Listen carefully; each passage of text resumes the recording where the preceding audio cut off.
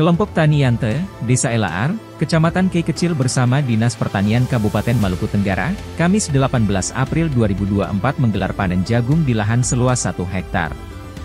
Kepala Dinas Pertanian Malra Felix Bonutetol mengatakan, panen tersebut untuk menunjukkan bahwasannya produksi jagung dapat memenuhi kebutuhan lokal daerah.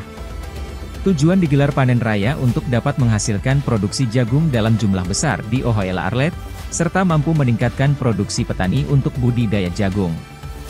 Selain itu, dirinya sangat berterima kasih karena pemerintah desa turut membantu menopang dengan adanya intervensi dari dana desa untuk lebih mensejahterakan petani. Jika pola dan kolaborasi ini tetap berjalan selaras, dia meyakini program pemerintah ini mampu pengentasan kemiskinan, serta pemberantasan pengangguran dapat berjalan dengan baik.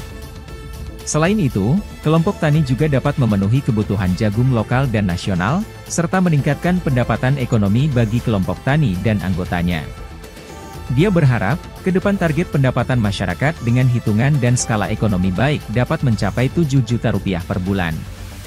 Sementara, Ketua Poktan Yante Idris Labetubun menyatakan, semua panen jagung secara berkala akan dijual ke salah satu pengusaha.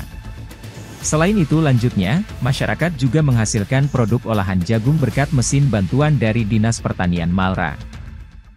Dan hanya 2 desa yang saya lihat, saya punya kampung juga, tapi yang saya lihat itu para Koi sama Wario. Dan ini catatan bagi Abah dan teman-teman, rugi kalau pejabat bukan pejabat sekarang, karena terpadunya pemberdayaan. Jadi dengan cara apapun saya mengajak kamu coba memperjuangkan kamu punya kebaikan itu lewat mempertahankan Pak pejabat dan sampai diganti kamu rugi, karena saya baru lihat 2 desa yang terpadu.